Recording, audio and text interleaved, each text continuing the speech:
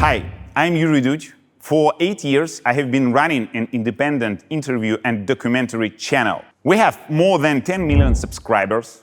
Our guests are the most popular musicians, politicians, actors, businessmen from Russian-speaking world. And now you are watching our English language channel. So far, we've published 2 videos featuring bands that are originally from Russia, but known worldwide. Those interviews were filmed in Russian and later dubbed into English. But now we want to release videos that were filmed directly in English. Our guest is McFaul, a Stanford University professor, former US ambassador to Russia, and one of the leading experts on the region. We met and talked about America, double standards, the war in Ukraine, and the challenges facing the Democratic Party. Before you watch, please subscribe this channel, like the video, and leave the comment. What do you think? All that helps us keep making more content in English.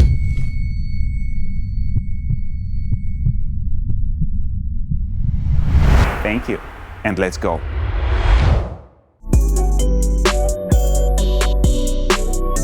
Michael, you suggested doing an interview in English. Yes. Why? Because I used to speak Russian a lot. I used to live in Russia. I used to live in the Soviet Union. I'm that old. But here, I haven't been to Russia since 2014. I'm not allowed to travel there. And I don't have a lot of practice speaking Russian. And even when I was ambassador, I would sometimes make mistakes. And so with you, I don't want to make any mistakes. Okay. So my English has never been great. Yeah.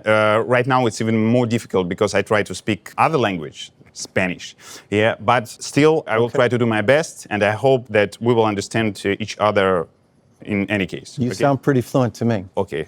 But if you want to speak in Russian, "Я как собака," I can understand what you really? ask me. Okay. If something looking is, for a word. yeah. If I'm looking for some words, I will switch to Russian. Okay.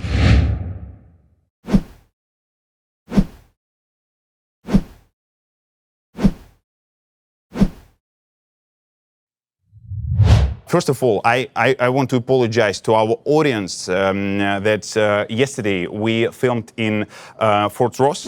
And You're in Fort Ross? Yeah, and Wow. I forgot using sun cream. That's why I got sunburned.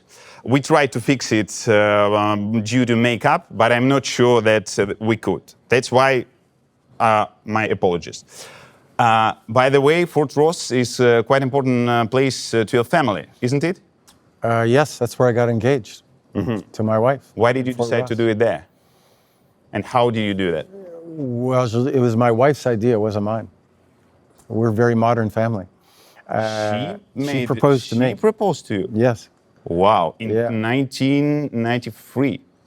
We got married in 93, so it must have been 92. But yeah, I'd never been there before. It's a very important place in Russian history. And we'd been dating for a long time. I actually proposed to her many years before, but with just a plastic ring. And she said, "That's not serious." So that's when she decided, and it was very informal. It was like, we should get married. And we decided in Fort Ross. But was it common that years that a woman proposed? No. It was very progressive.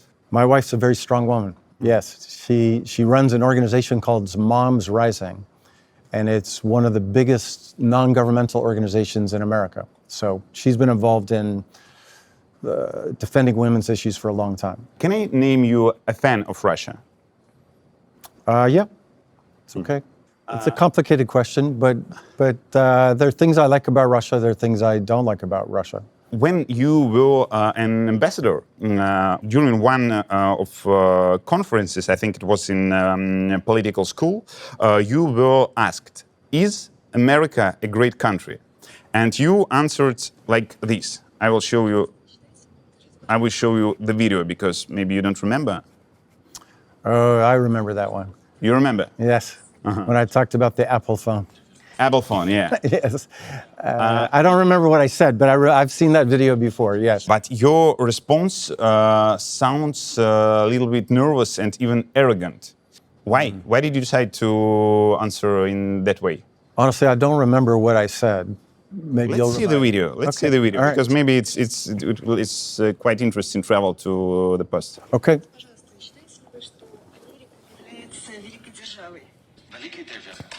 Это на русском языке, Yeah. да? Конечно. И если да, то Это очевидно, это естественно. Почему? почему вы так считаете? Давайте сделаем маленький эксперимент. Сколько у вас есть такой iPhone? Сейчас я Есть? вспомню. I remember now. Наша. Okay, I remember. Наша. I can answer your question. Американская штука, между прочим. Why did you answer in such way? Well, this was at a time in U.S.-Russian relations where things were getting more difficult. So I worked at the White House for President Obama. I worked 3 years at the White House. I was the Russia person there. And that was in the those were the Medvedev years. And there was a lot of cooperation between the United States and Russia. People forget that. In my country, they forget that there was ever cooperation, but there was cooperation. There was this peresagruska, there was this moment where we were doing a lot together. And it was during that period when Obama asked me to go to Russia to be ambassador. I'm not a professional diplomat, I'm a professor, but he was the president, he asked me to go. By the time of that period, Putin had already come back. Our relations were in a very competitive position. And there was a lot of disparaging things said about my country while I lived in Russia. And so I think I was being defensive, you're right. But I would just say analytically, I've just written a whole book about great power competition. And by any metric, whether we're talking about military power, economic power, innovation, universities, even ideas, America is a great power. Now, we're a flawed power. We have many flaws. I'm happy to tell you about the flaws. And they've gotten a lot worse since then. But we make things that people want to buy. Look, you have an Apple phone, I see. You don't have a Russian phone. You don't drive a Russian car, probably. These cameras are probably not from Russia. And the point I was trying to make is Russia could be a great country, but it's been constrained by, I would say, bad leadership. Yeah, for sure. Facts are facts, yeah? Yes. But I speak about the emotions. They sounded arrogant. Well, then I apologize for that. When the war started, you wrote 2014 or 2022? full invasion. Okay, 2022. 2022, yeah. Okay. You wrote it in Russian, that's why I'll read it in Russian. Россияне, вы будете жить в полной изоляции от остального мира всю оставшуюся жизнь, если вы не остановите эту войну. Ваш отпуск будет в Тегеране и Цхинвале. У вас не будет больше иномарок, телефонов или импортной техники. Никто больше не пригласит вас на конференции. Россияне станут изгоями в мире. Но еще не поздно. Остановите эту войну. How exactly were the Russians supposed to stop that war? Turned out it was impossible. So what I was speaking, if you thought the video about the iPhone was emotional, that was very emotional, right? I was very, very upset about the invasion of Ukraine by Vladimir Putin and the Russians that helped him. And so I was trying to do anything I could to try to stop that barbaric, horrible, horrific war, which tragically has been going on for over 3 years now. And so one mechanism was to speak to Russians directly, like I did there. That turned out to be ineffective. That's because Putin makes you pay a price to protest, and I understand that. And so the idea that Russians could stop the war turned out to be a false hypothesis, an inaccurate hypothesis. Okay, and for example, in a couple of days, just one more quotation, you wrote in Russian too, «Русский народ, как тебе не стыдно?» Were there emotions too? So I have lots of friends in Russia, right? I have lots of friends in Russia. Not as many as I used to, but I used to know a lot of people.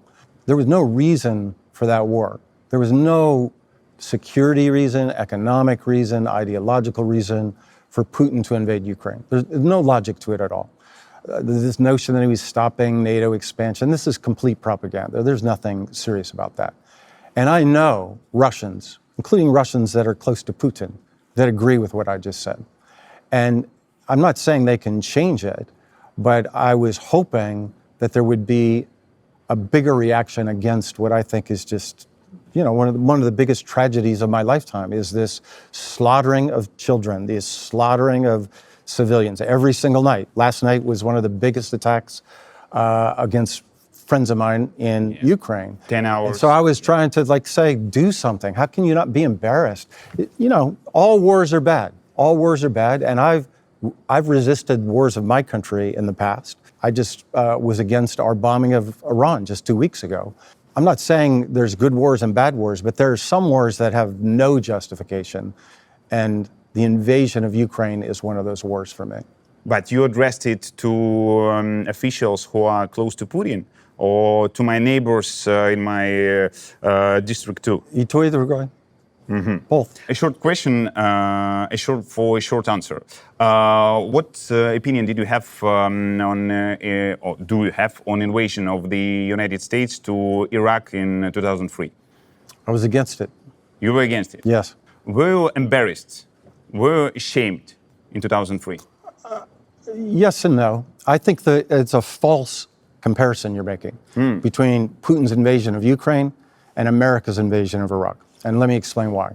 I was against that war. I think we should have given Saddam Hussein more time to prove that he did not have nuclear weapons and weapons of mass destruction. I think the Bush administration rushed that decision.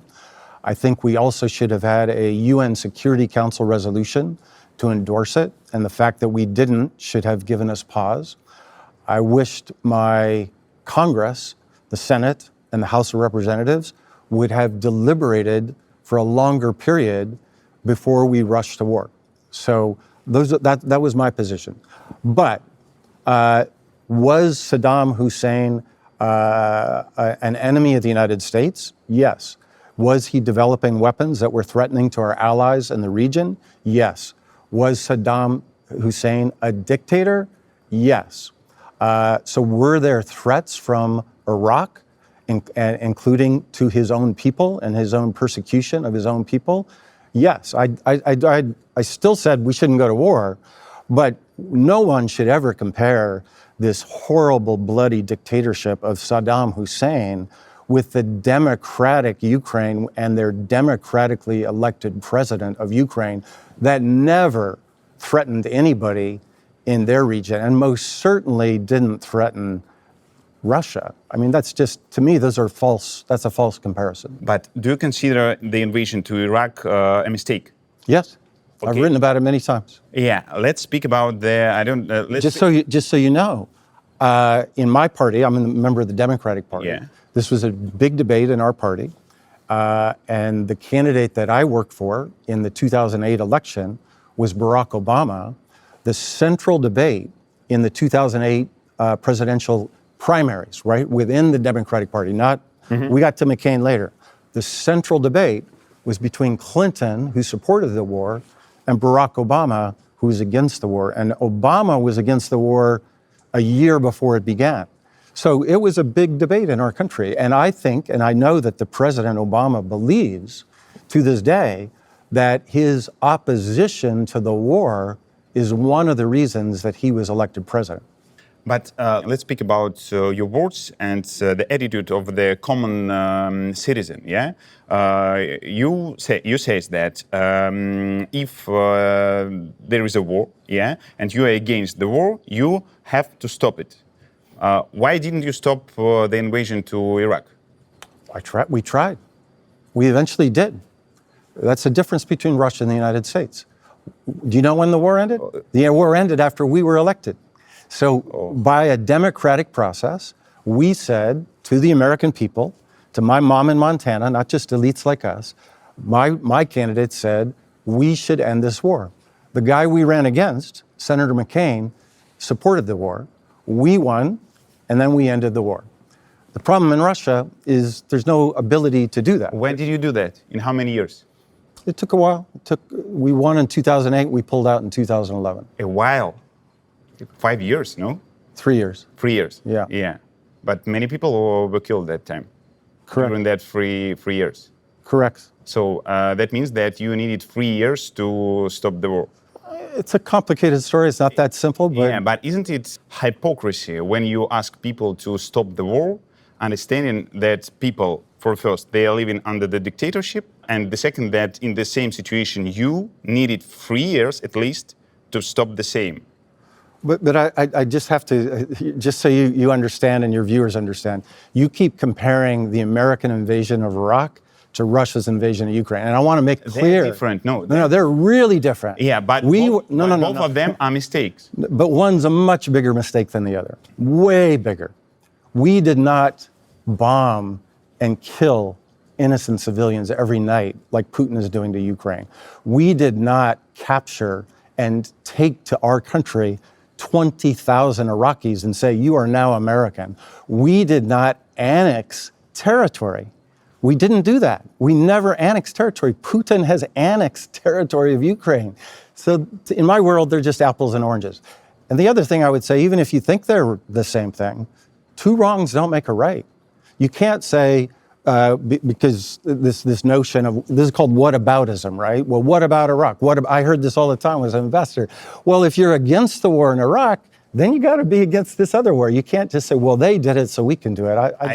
I didn't say that. Okay. I didn't say that because I understand that there can be a different context. Yeah. That's why I'm speaking about the words. When you are addressing the words for even for guys from my district, who are against the war, but they are living not in the democratical country. Right. They are living with Putin, who is a dictator. I understand that. And you tell to them that stop the war. Yeah. And I, for sure. I'm looking for who's telling that. It's McFaul, American citizen.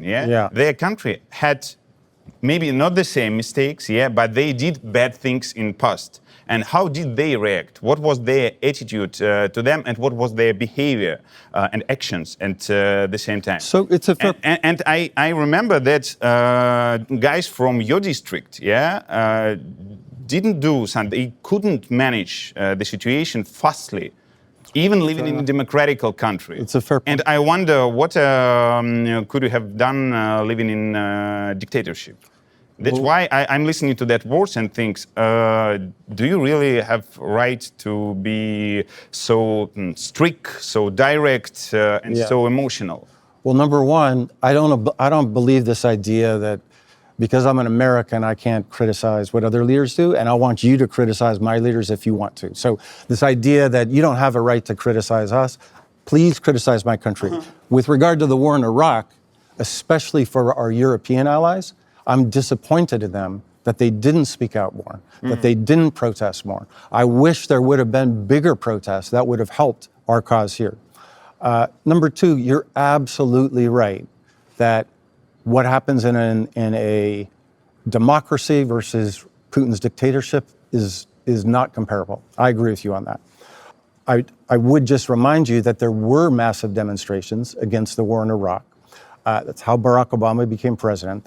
And let's just be clear, from when we were in the government to when we pulled out of Iraq, there wasn't a massive war going on like there is in Ukraine today. We were not killing tens of thousands of people every year. We were already occupying the country, and we gradually pulled out. The surge in Iraq was in 2007. We came in 2009. So it took a while to get everybody out. By the way, maybe we shouldn't have completely left. That's a debate. Like maybe we could have helped security there. But there wasn't a raging war like there is in Ukraine today. One more, your quotation. It was in English, that's why I read good. English. Yeah. That's why I don't tweet in Russian anymore. Too many mistakes, I told you, right? Too many mistakes. This is Russia's war, not just Putin's war. Yeah. Putin made the decision to invade Ukraine, but other Russians, not Putin, are doing the killing in Ukraine. Yeah. Other Russians are paying taxes to finance this killing. Some brave Russians protested against this war. Most have not. Yeah. Does that mean that in 2003 you were funding the killing people in Iraq, being a tax resident of the United States? Absolutely. So 100%. you find it. You find it kills. 100%. We financed that war. Now that tweet that you're identifying, just so you know, this is a very hard issue for me personally, because I have lots of Ukrainian friends too. Many Ukrainians find me to be way too pro-Russian, way too pro-Russian. They would disagree for me even talking to you right now. They're like, why are you talking to these guys? And I toggle in my life.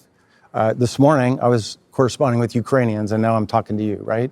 There aren't that many people like me that actually talk to real live Russians and talk to real live Ukrainians pretty much every week. The reason I posted that was I had a conversation with a very senior Ukrainian official who I know well.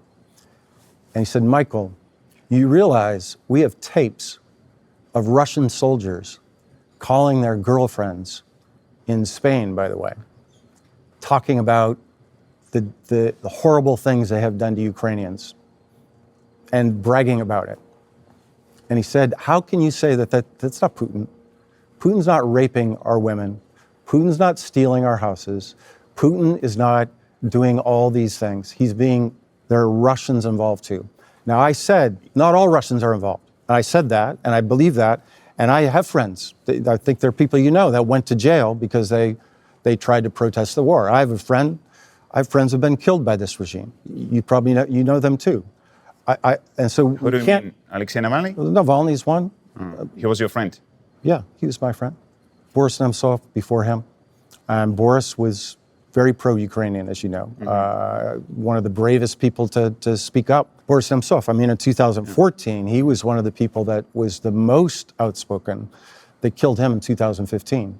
So I want to be careful. We can't generalize about all people, just like we can't generalize about all Americans. Even I don't argue there with the point that if you have arms in your hands and you are going to kill people in Ukraine, it's your war, for sure, because you are killing people, even if they are my compatriots, I have to admit it. But I speak about the point about taxes, which sounds quite weird in this. But you told that you were funding the same. That's my view. No. If it sounds weird, that's okay. No, you are consistent, последовательны в этом. Okay. You told that the war in Iraq and Ukraine is incomparable. There is something to agree in that. But, for example, if we reading about numbers of people died there, even civilian, the numbers are enormous. They are very high. There will be subtitles there with the statistic how many people killed there, and many independent international organizations count a great amount of people who were not military, and they died. And they died because of the United States invasion. And that's awful. I'm against that. Civilians should not have been killed in Iraq, period. I'm not going to, there's no disagreement with me. With those organizations that criticize the civilians that unjustly died in Iraq, I agree with them.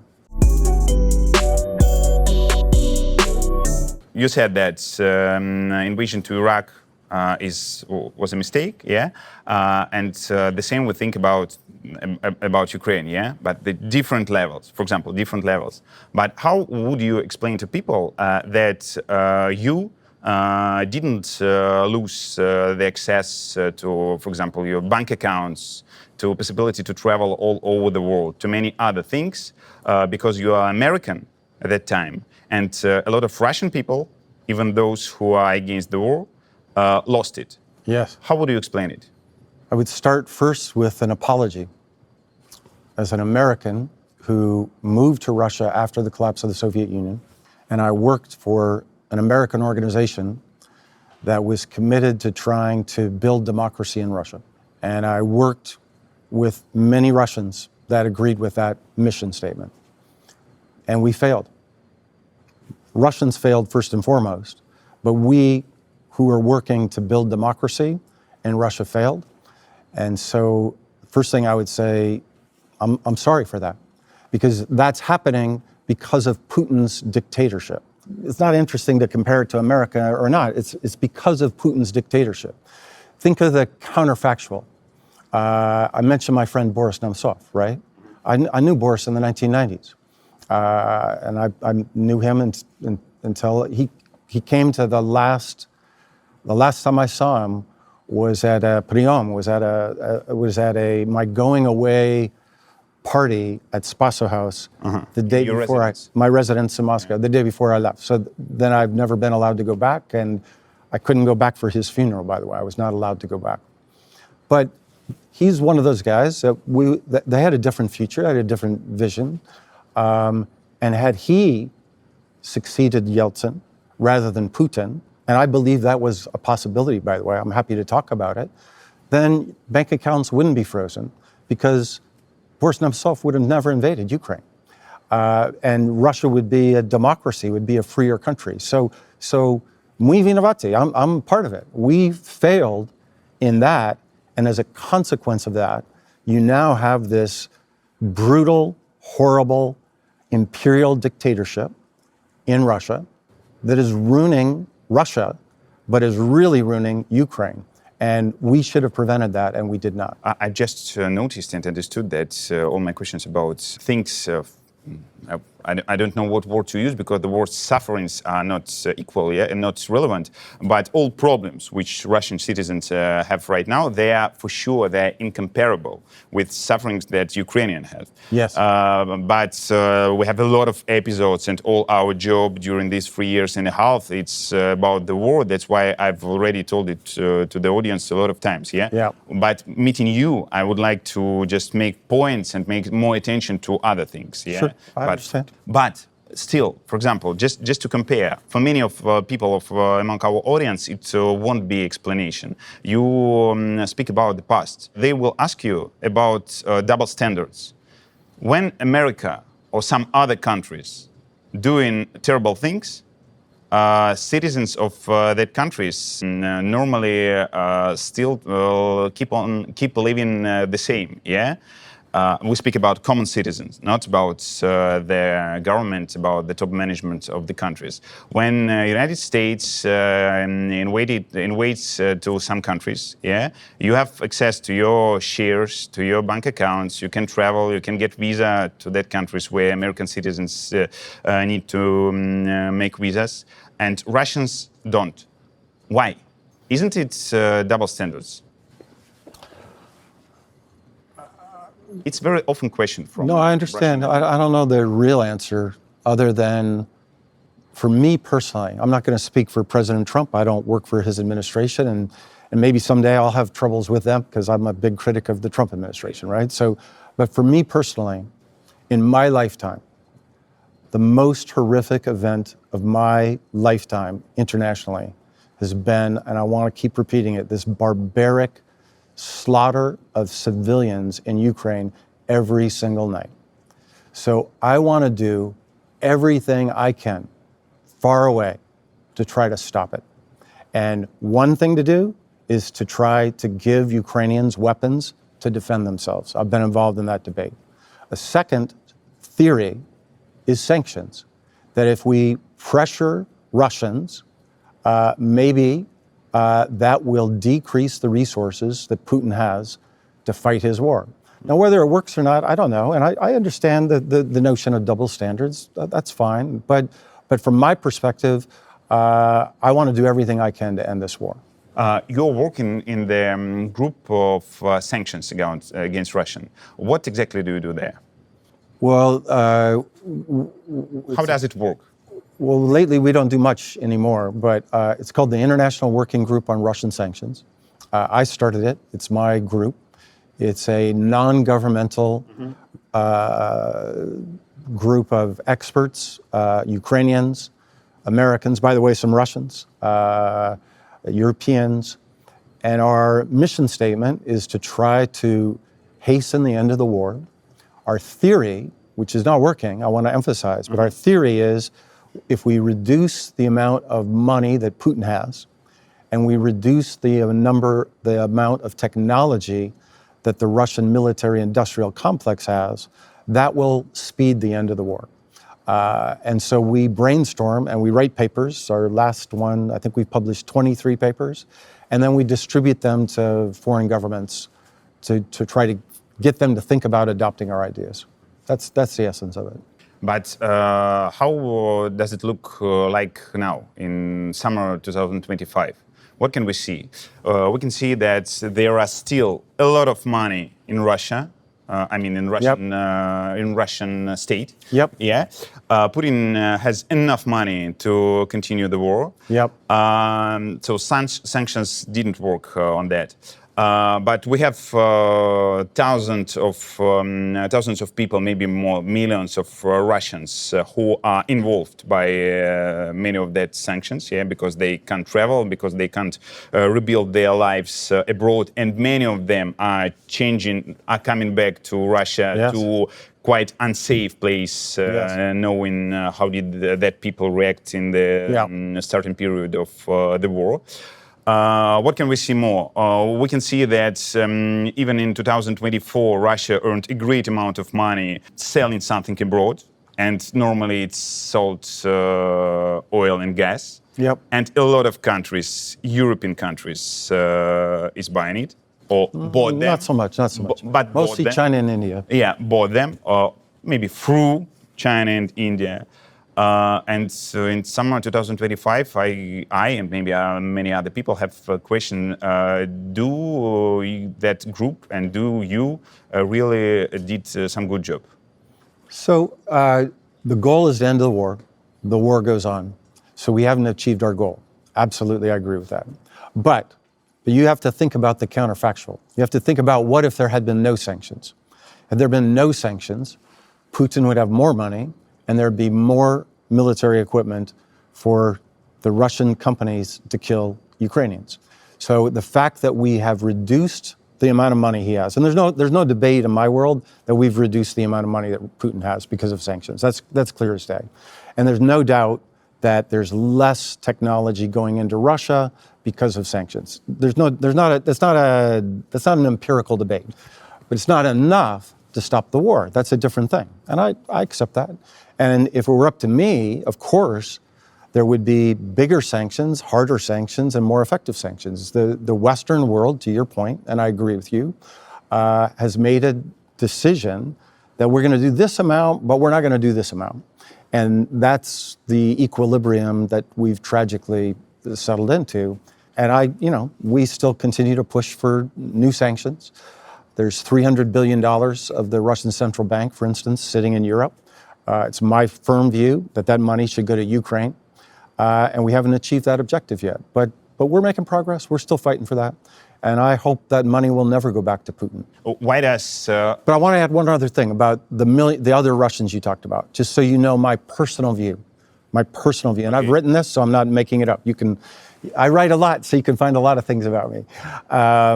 I think we made a mistake in not attracting more Russians to leave and immigrate to America and Europe. And we should have made it easier for them to leave. We're sitting in the Silicon Valley, right? We have 100,000 Russians here. Yeah. I'm really happy they're here because they're making my country and my economy better. There's a lot of smart people in Russia. I know that for a fact. We want them to leave so that they help our countries develop, but they don't help Putin and his VPK. They don't go work there. And I think the sanctions regime should have been smarter to differentiate between those kinds of people. And I know many of these people personally, by the way, where we should have created those incentives, and we were too blunt. We didn't discriminate. And when Why didn't you do that? We tried. I tried.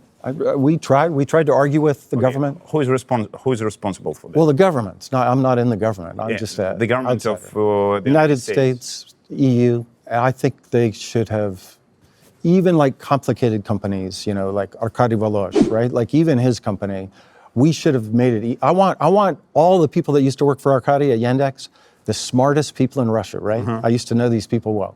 I want them to work here. I don't want them to have to go back to Russia and be part of making Russian weapons more sophisticated with artificial intelligence. To me, that is a mistake of our policy. And I think we made a mistake. Okay, but I'm still fighting. I'm still trying to change it. But do you? I don't remember. Just tell to me if it's a mistake. Did you speak loudly about that problem? About, hey, European Union, Why didn't you do so many problems for Russians who are ready to move to your countries, to immigrate, and to make you much better? Did you speak loudly about that? Громко, I don't know, loud, how to define that. Loud. I wrote a no. piece I in mean, the, how many time have you spent speaking about that in public? well, I published an article in the Washington Post. Which About that? millions of readers. That opened the borders for Russians. Well, to attract Russians to come to the West. You wrote it? Yeah. Sorry, maybe I... With a guy named Gary Kasparov, who I know you know. We wrote it together. He was against you. He was against that position. Or He changed. No, we were together on that. Together, He's somewhat changed. I don't know what his views are now. But I'll find the piece for you. You can put it up on the website when you post this video. Okay, for example, and we speak about double... But I want to be clear, man. I want to be clear. Like no disrespect to the Russians struggling with their bank. I have lots of friends. I have friends who resisted Putin, who have been tried to arrest Putin, who live abroad and have lost their money and are suffering and they can't get their bank accounts. Personal friends that I've known for 30 years. And I am sympathetic to their situation.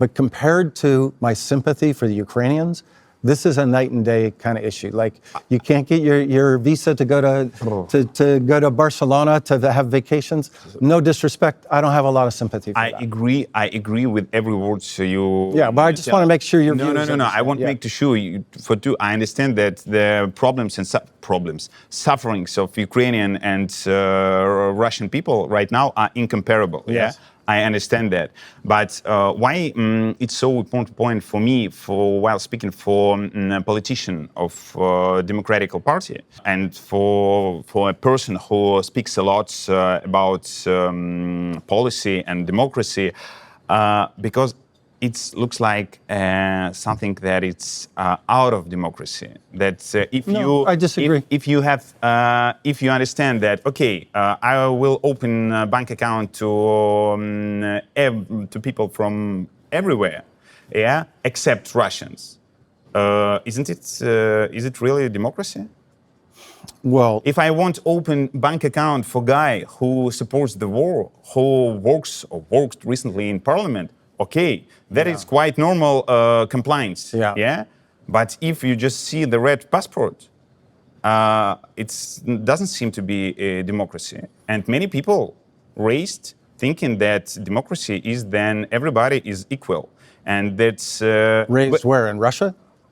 That's what you mean? The Russians are thinking this way? Many people raised just getting education in the world, and knowing that in the world, okay. Right. And knowing that what is dictatorship and what is democracy, what are difference between them, right? And they understand that dictatorship it's all the bad things in the world, and democracy is something. Then human rights is not just a word, it's something that works.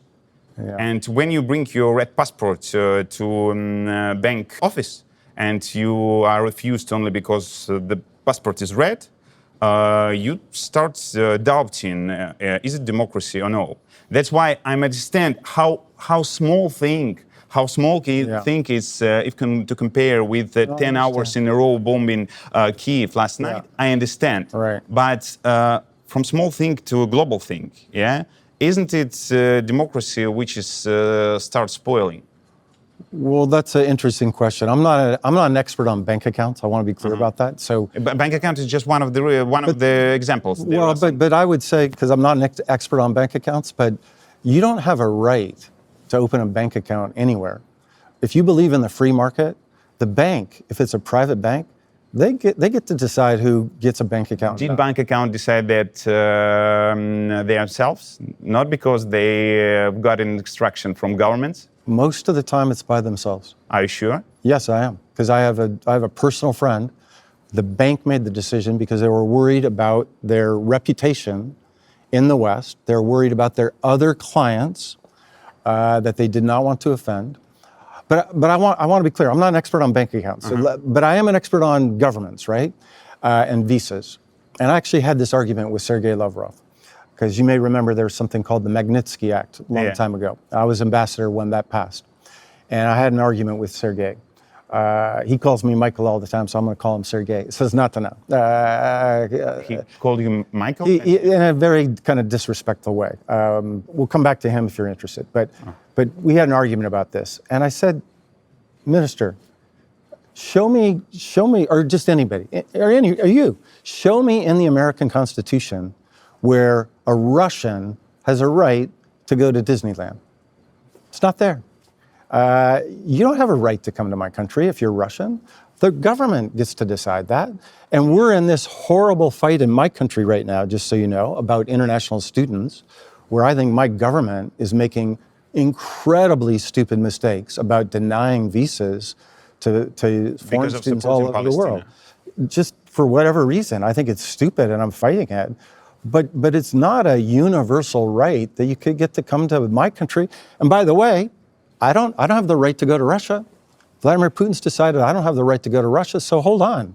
The sovereign countries get to decide who come to their countries. Now, America and Russia are kind of extremes, but I think of countries like Estonia where these issues are very, fierce. And sovereign countries get the right to decide who comes to their country. Yeah, but the difference is that I'm protesting, that I don't agree that you doesn't have opportunity to go to Russia. Yeah? I'm against this. Yeah. I'm against this. Yeah, and for many people there is, Russians can't get access to some kinds of things as visas or something like that only because they didn't stop the war.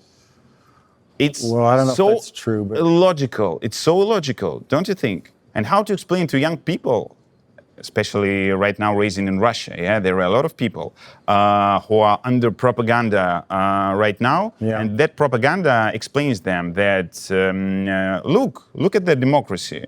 Some guys who are a little bit older than you, they got used to think that in Russia there is no democracy, and abroad, in the Western world, there is. But look at that example, that some money on shares accounts are blocked. A lot of people, it's a normal total, that maybe one of the most unfair financial thing, much bigger than just not to open a bank account, people can go inside to some countries in Europe, even have all documents. Many examples, and that young people in Russia, they think that, really? In comparison that with such examples, Putin's world seems not to be not so dark. Okay, well, hang it. That's why good luck to you all, man. Good luck to you all in Russia. I mean, you can go to, there are lots of other places you can go. I don't have a good answer for that other than to say there has to be a price to support Putin's war. And I'm sorry if you're not doing anything, and I get the costs and all that, but the notion that you need to vacation in Europe and it's unfair that you get to vacation in Europe, because you're not talking about immigrants. You can immigrate to this country. No.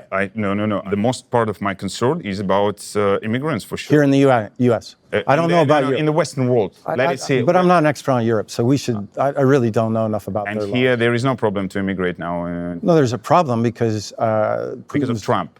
Well, because of Trump, but mostly because Putin has made it so difficult for our embassy to even function in Russia. It's impossible to even get an interview to immigrate. So I think it's become a lot harder compared to when I was there. But my first concern is for sure about immigrants too. And a lot of them have a lot of problems. That's why I'm so concerned. And you are not experts in Europe, but still you are allies, You're working together against Putin war. Well, I can't, again, I want to really emphasize, I'm a professor at Stanford, okay? I'm not a prime minister of Europe, and I'm not in this government. But my personal view... But you're architecting sanctions. And you'll see in the sanctions, and it's my personal view too, I personally want any Russian that will denounce leave your passport. There's another thing there's another small little detail, right? Lots of Russians want to come and immigrate, but they don't want to give up their Russian passport, this dual citizenship. No. You got to be loyal to our country or loyal to Putin. You can't have both ways. And that's my personal view. But if you are willing to give up your Russian passport forever and come to my country forever, I want you to open a bank account, and I want to give you a green card, and I want you to become a U.S. citizen. That's my personal view. You told that the way of communicating by Sergei Lavrov with you. Can you tell me more about it? Well, In this respect, he named you Michael. in my opinion, he never called me ambassador. He called me Michael. Ah. Now, he might say it was because we were such good friends, but I'm not so sure about that. Michael, I'm calling you Michael. You can call me Michael. You're not the foreign minister of Russia. Ah, there is a protocol, yeah? Конечно, yeah, of course. Of course. Господин посол. That's what you say to ambassadors. What relationship did you have with Sergei Lavrov while working in Russia? Сложно. So remember, like I was a political ambassador, right? I'm not a professional ambassador, right? In our system, we have professional ambassadors who work through the State Department and then go to be ambassadors at the end of their career. And then we have these political appointees like I was, that the president says, I want you to be my representative.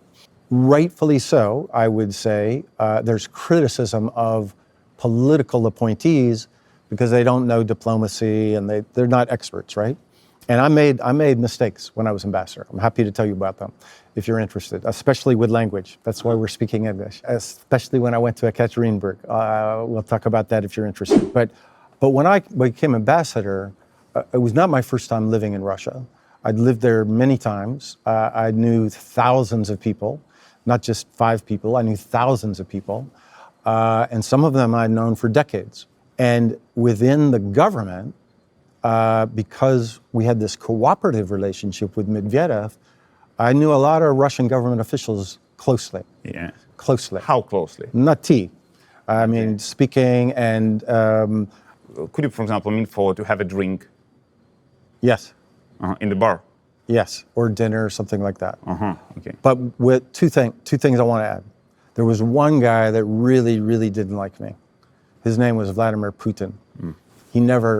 I never had a relationship with him. I met him, we talked, you know, I'm in meetings with him. He always thought that I was some revolutionary. He's a very paranoid guy. And so I never had a rapport with him personally. Ushakov, the guy who works for him, I used to see him all the time. Putin was different. Lavrov was in this gray zone. Because remember, when I was at the White House, Medvedev was president. And Lavrov was not very happy with Medvedev today. He's completely crazy, right? He's a different. That's not the person that I used to work with. Lavrov didn't like Medvedev as a president. Yeah, he was a Putin guy. He thought that Medvedev was too soft. Too soft. With us. Wow. With us. With you. Yeah, and so Lavrov was always he was always difficult. He's a difficult guy. He's not a diplomat. He's very combative. Really? Yeah. He had a reputation of foreign affairs superstar. No? No. Maybe it's just internal reputation. Yeah, let's judge by results. How many friends does Russia have today compared to when he was first named? A lot less. You got to judge diplomacy by results, not by clever phrases. Russia's more isolated today than any time in its history. Any time in its history, I would say. I think even it's worse than the Soviet period. Lavrov's in charge of foreign affairs. Not a great record. Some details about your meetings with the Russian officials, Okay. informal meetings. All right. Where could you go, for example? What kind of bar? Well, Just to drink beer? no, I wouldn't drink beer. Usually I would. So there were formal meetings, of course, right? Yeah. And I speak about informal. I would encounter officials in 2 or 3 different places. One, and this is going to sound very strange to a lot of your listeners, a lot of them would come to my house. Your house, your residence. My residence, and pro-Putin people, and United Russia people. I have this reputation of just hanging out with the opposition, but the opposition were afraid of me. Navalny never came to Spasa House. He never once met me when I was a U.S. ambassador. Not once, not one meeting. People from United Russia Party, Putin's party, they would come all the time. And then there would be these like informal gatherings of, which were interesting to me, where your business people in Russia, you know this better than I, but there were all these strange relationships where formally people are on different sides of the barricade, but for somebody's birthday party, they all show up. The oligarchs show up, the Putin guys show up, Peskov shows up, Nemtsov shows up, and I was part of that community. One was your house, and other just restaurants, bars? And then other people's homes, other Russians' homes. Russians' homes? Yeah. Uh-huh. Do you have any memory of the most interesting experience visiting someone's homes? In any parts of the level, maybe very rich or very modest? Well, I don't want to name names because I don't want to get people in trouble because these people are still there. But I was struck with one birthday party that I used to go to. It was a fancy building in a fancy part of the city where you would have these mingling of people that then publicly they would go out and criticize each other. And I thought that was very interesting. I think that happened, it used to happen in our country, but I don't think it happens that much anymore. Trump people are not hanging out with Obama people. And it probably doesn't happen in Russia anymore, by the way. It probably doesn't happen anymore. Many things changed. Many things change. I do remember, so my job as ambassador was always to meet with everybody I could, right? I think there's another thing that's misunderstood about diplomacy. Like, your job is to negotiate. For me, it was about the Syrian war was hot. So I did a lot of meetings. This guy Bogdanov, a deputy foreign minister, that's the formal part of the job. But your other part of the job is to help your government back home understand Russian society, Russian business elites, Russian intelligence, right? I went to Lubyanka. I went to the SVR facility outside of town. You know, I met with spies all the time because our job was to help the government understand those folks. And I remember, I don't think either would care if I tell you this story. So there's this thing called the St. Petersburg Economic Forum. Yeah. Very famous meeting. And I remember one night I went to the Hermitage that was rented out by Igor Sechin.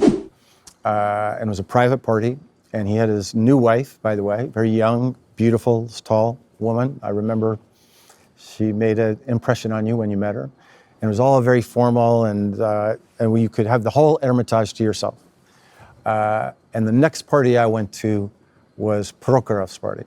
And Prokhorov's party was this loud 70s music with all these dancing women.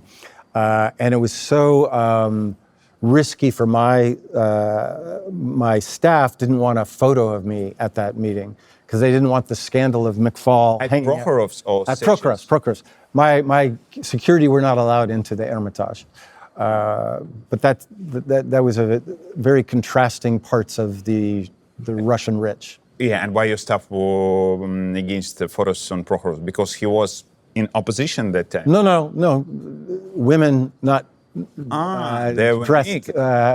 No, they were, They were topless? not topless, but in ways that would not be... Bikini style? Yeah. We would not want to see those photos in the Russian press. Uh-huh. U.S. ambassador. Anyway. Did they manage? Yeah, we got out of there fast. We didn't stay long. Mm-hmm. Prokhorov was offended. You told that Navalny was your friend. But I've got used to thinking that Navalny always was avoiding meeting and communication with Yes. foreign ambassadors. Correct. So why do you name him your friend? Well, I didn't know him in Moscow. I met him before I went to Moscow in Washington, D.C. And we would be playful on Twitter, like we'd interact, but we'd never meet. I got to know him after I left Moscow. His daughter went to school at Stanford. Mm-hmm. And so I would meet him here. He would come, and his wife, Yulia, they would come. Did you have a conversation? Yeah. If I'm not mistaken, you suggested via the Twitter, you suggested to Navalny to meet, and he responded to you that let's meet in the Последний вагон. No, in the center of Metro Komsomolskaya. Yeah. And I will bring the newspaper Pravda. Yes. Did you understand that question? Yeah, How did you react? No, he said последний вагон. He said, meet at the last train car in whatever station, because that was an old way that people used to meet in the Soviet time. Yeah. How did you react on that response? It was funny. He was a funny guy. He was a really funny guy. Did you understand why he responded in such way? Yeah, of course. Why? Well, did I really understand? I say that and then I never know if I understand anything in Russia. But he was being playful, and it was like spy drop kind of thing. But of course, it was all playful. Like, it was not serious. No, and I mean, why did he avoid? Why did he try to avoid? Yeah. Oh yeah, of course. See, so he didn't want to be. He didn't want it to be. He didn't want to add to the. You have this phrase in television. I forgot how it is in Pedabivka. Oh yeah. Like what you add to anything you do, right? Yeah. And he didn't want to add B-roll to every time they showed Navalny with the meeting with McFaul, and that was smart. I understood that. I mean, the truth about me and the opposition, which is not well understood in Russia or to this day even Americans. When I arrived as the ambassador, I had this plan that I was not going to meet any Russians for the first 100 days. I just wanted to stay in the embassy, learn how to be the ambassador. But we had a visitor that came. His name's Bill Burns. And he, at the time, was a very senior leader in the State Department.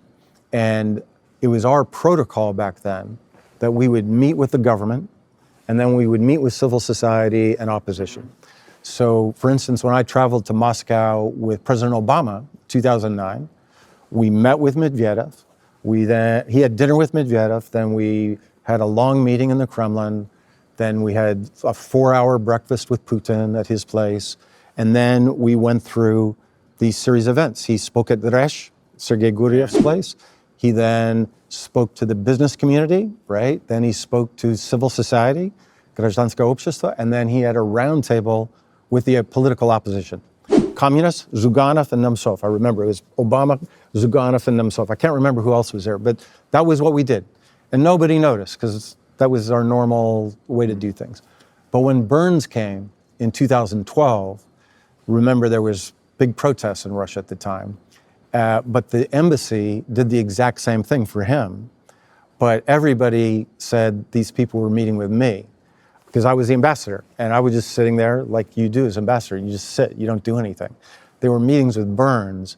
But as they came out of the embassy, and NTV was there, the NTVshniki, filming those guys, and that then created this narrative that has stayed with me ever since.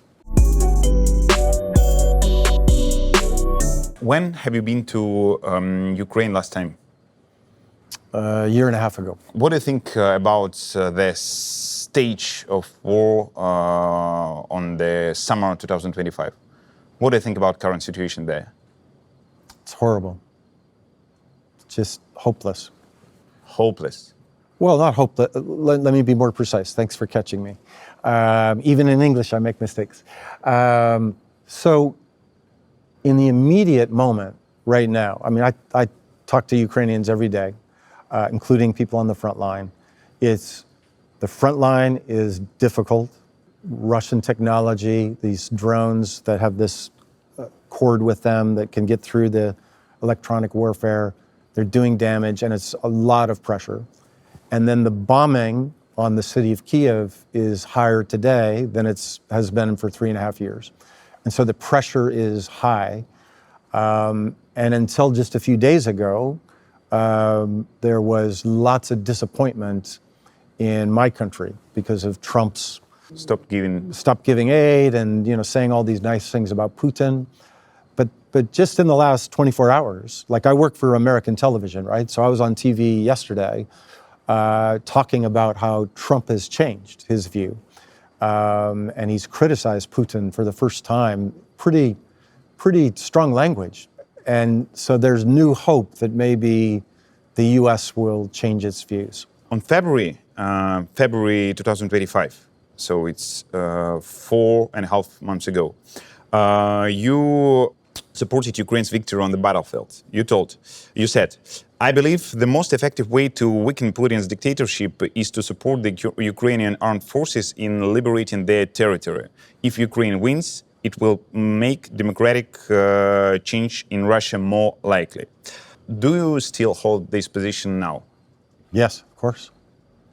It's not something unique to Russia. When countries lose big wars, the regime becomes weaker. I mean about liberating territories of Ukraine. Oh, that question. I'm not a military expert. I don't know. I think people that I trust, who are who are generals, they think it'll be difficult to liberate the occupied territories. But I'm not an expert on that. Do you know what is TCK? It's the service, military service, which is looking for new combatants in Ukraine. Yeah. Have you seen videos? Yes. How do they work? I have. What do you think about that? It's tough. It's tough. While watching these videos and maybe while listening to people from frontline, and many of them, as I understand, I can make a mistake, but I've heard that many of them speak about the difference of motivation between people who came themselves Yes. and who were brought to there by TCK. Yep.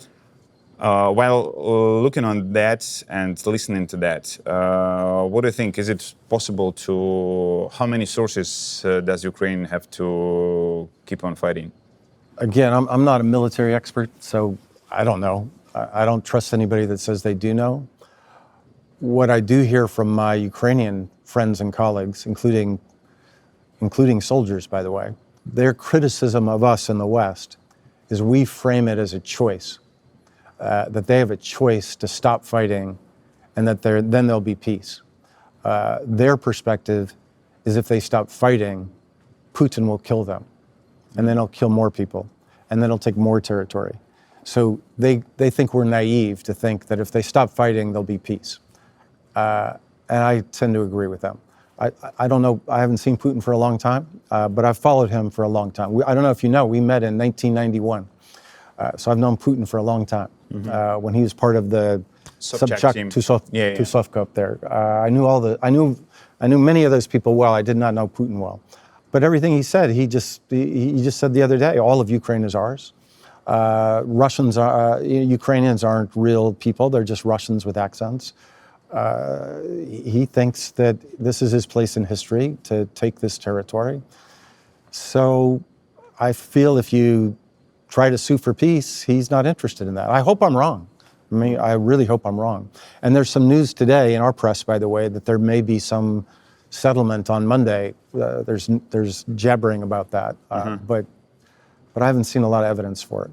I would read average comment, which is quite popular from Ukrainian side too, and I would like to ask you to comment it. Why has the US delayed aid to Ukraine for so long? The skies were never closed, armored vehicles were delivered only a year later, planes 2.5 years later. Either provide real help or stop encouraging Ukraine to fight to the last Ukrainian. What do you think about such opinion? I think the United States and the Biden administration made a big mistake in the beginning of the war. And I've written this many, many times. We should have gone all in. We should have provided all the weapons then that we're now providing.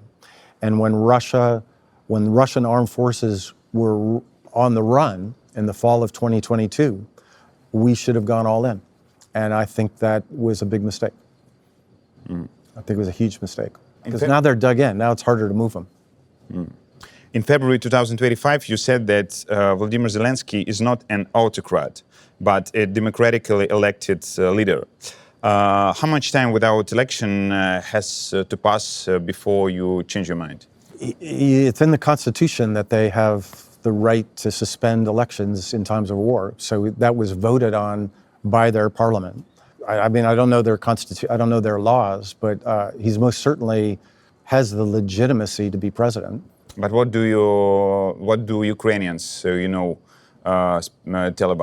you about that? They think having new elections is part of a Putin ploy to weaken Zelensky. Really? And I think they're right. Because you can't have a free and fair election in a country with 9-10 million people displaced, 5 territories occupied, and the process of doing so would be very chaotic, and I think it would weaken Zelensky. Don't get me wrong, I've written this again many times, that when the war's over, they need free and fair elections, they need their media to be demonopolized, right, the television. I appear on their television, that needs to all change. But he has suspended elections according to the Constitution, ratified and supported by the democratically elected Rada parliament of Ukraine. So who am I to judge that's wrong? What do you think about, I understand that the country is living in everyday, daily attacks and in the war conditions, yeah? But have you ever heard about some signs of that raising autocracy in Ukraine? Freedom of speech? Oh yeah, sure, of course. What do you think about that? People are worried about it. And I know those people well, especially in the media. Are you worried? Yes and no. The fact that we're talking about it means that they're having an effect, that they're not suppressed. It's not like Russia, that they can speak out about it and they can continue to debate those things. So am I worried in general? Clarify, can they do it being inside Ukraine? Yes, of course. Yeah.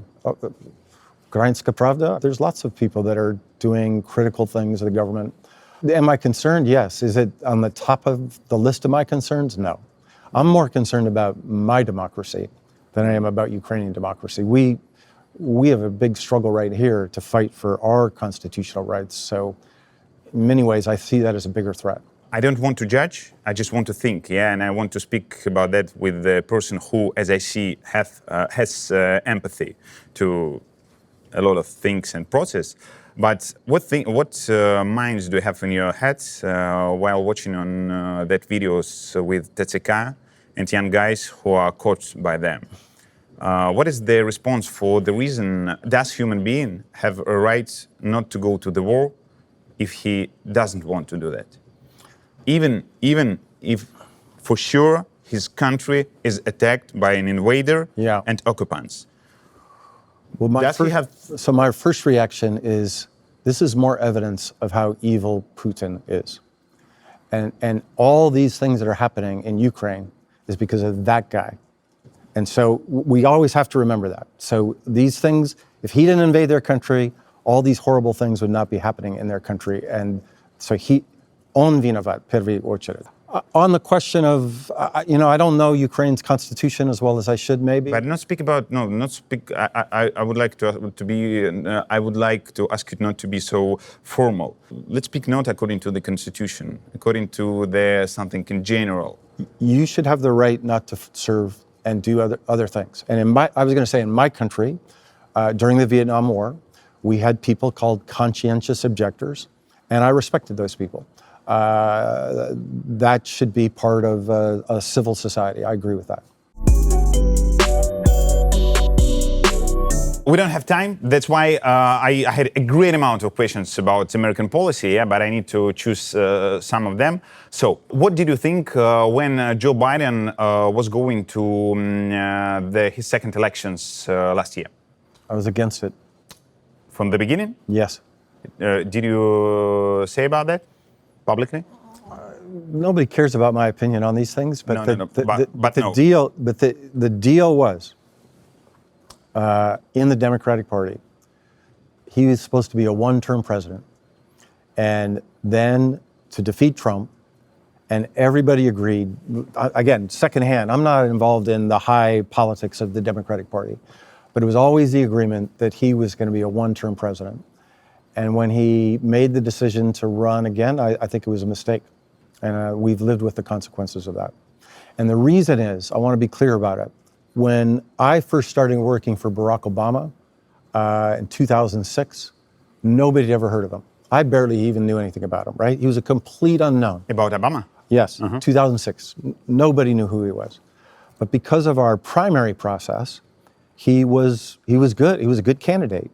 And through the primary process, he rose as a competitive candidate, and then he beat the incumbent, the powerful candidate, Senator Clinton, and in the process of competing with her, became a much more competitive candidate. We didn't have any of that because of the way we handled it, and I think that's a large consequence for why we lost. A big explanation for why we lost. Yeah, but why didn't you want that? Because of his Health. Yeah. I worked with Vice President Biden. I knew him. I respected him. It's a hard job to be president. It's a hard job. So you thought that he is not able more? Well, I speak physically. I didn't know the evidence of his physical status the way that we now know, right? And there's been a lot of reporting about it was much worse than I even knew. I mean, I saw him from time to time when he was president. But I think even without that, it was just an agreement that we would have a real primary. And I think by not having a real primary, we lost to Trump. And I don't consider Trump just any normal Republican. I think he's challenging to our democracy. And why didn't you speak, for example, publicly?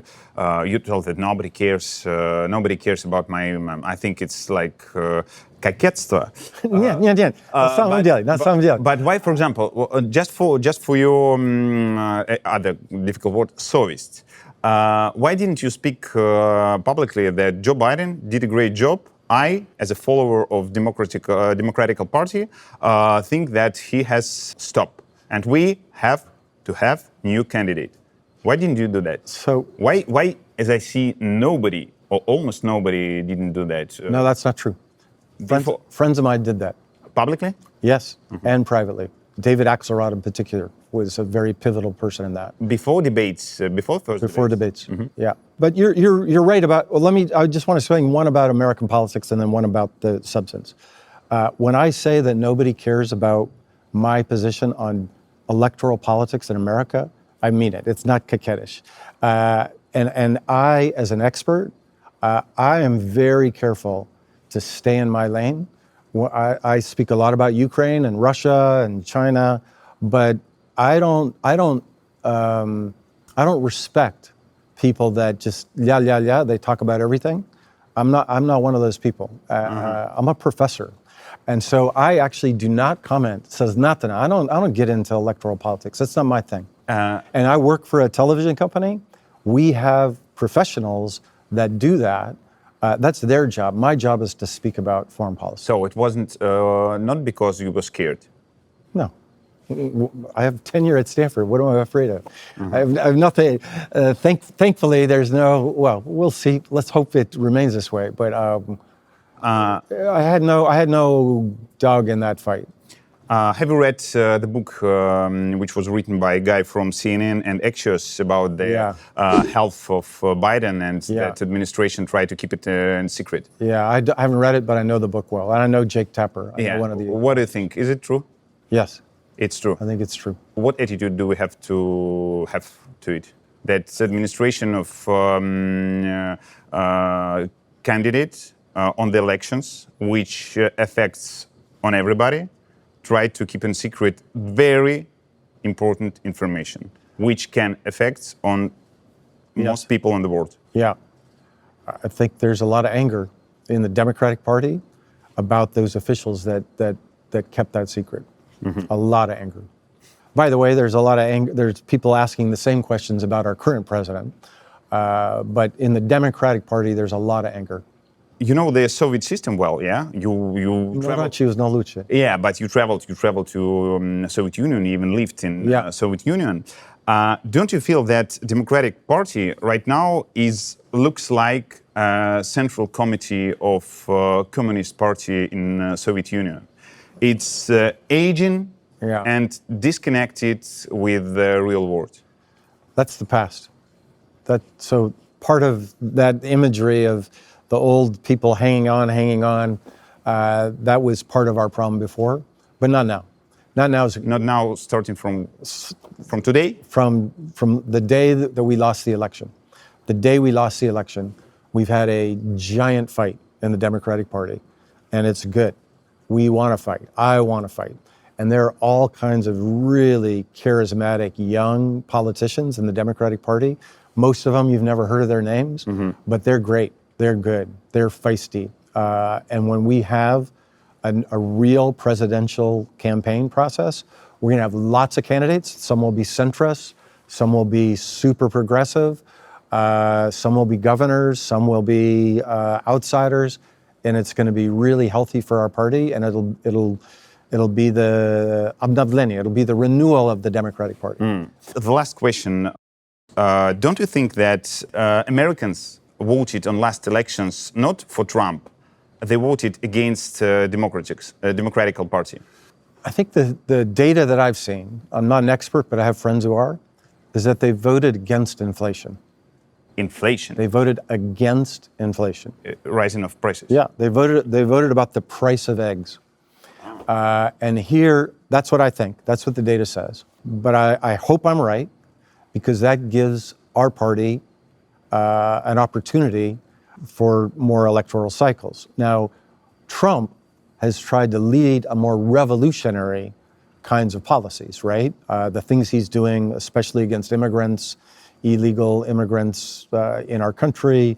And in my view, I study revolutions. As a professor, I teach courses on revolutions. And that's what got me in trouble when I was in Russia, by the way. And I think they've gone too far. They thought they had a mandate that's bigger than they do, and I hope that will be good for my party.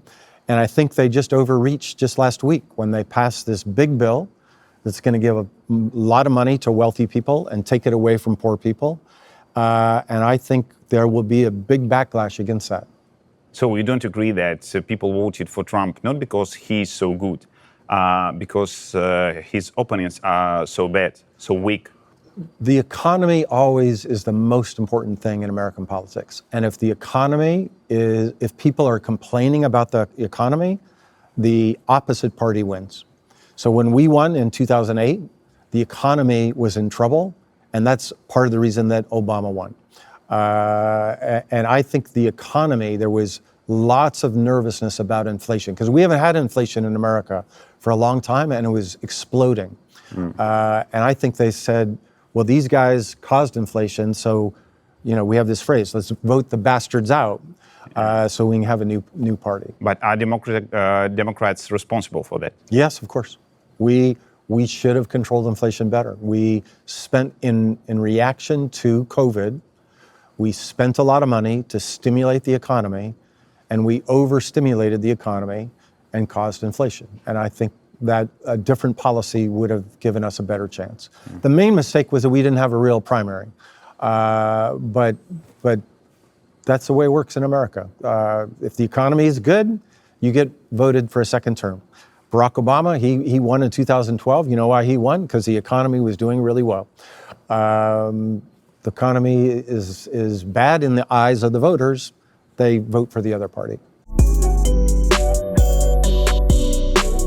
And the last question, I will ask it in Russian. И финальное. В чем сила? В чем сила? What's strength? I where forgot is the that true phrase. strength? You don't know the movie from where we got that I phrase. forgot. Я забыл на самом деле. Брат 2. Брат 2. Have you seen it? A long time ago. But you've seen it. Long time ago. So I'll ask it in English. Yeah. Where is a true strength? Or what is a true strength? In general. Вообще. In general.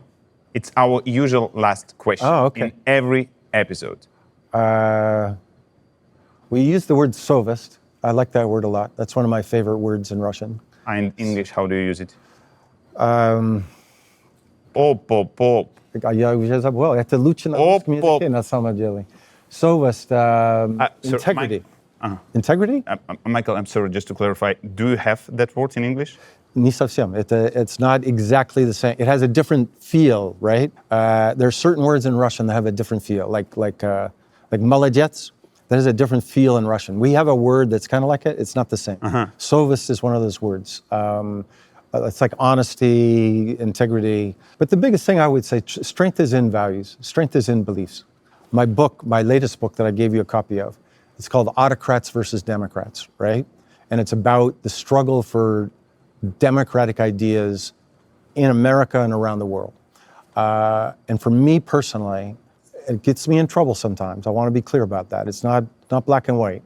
But knowing what you believe and knowing that these are these are values worth fighting for, that gives you a lot of strength. And I think that democracy is a better system of government than dictatorship. And for most of my life, I've had that focus. And like I said, it got me in trouble. It gets me in trouble from time to time, but it gives me strength. When other people, u vas, u nas, it's all kind of the same. Putin's just like Trump. And we probably know a lot of people back in Russia who I have some close personal friends. One even came to my wedding in 1993 that chose to make everything kind of blurred and gray, and you know, you make your deals and you make your compromises. I make my compromises too. I don't want to make it black and white, but to have a set of beliefs that you think are right, and you know that the others are wrong, good and evil, that gives a lot of strength. Thank you so much. Thank you. Thanks for having me. Thank you. That was great.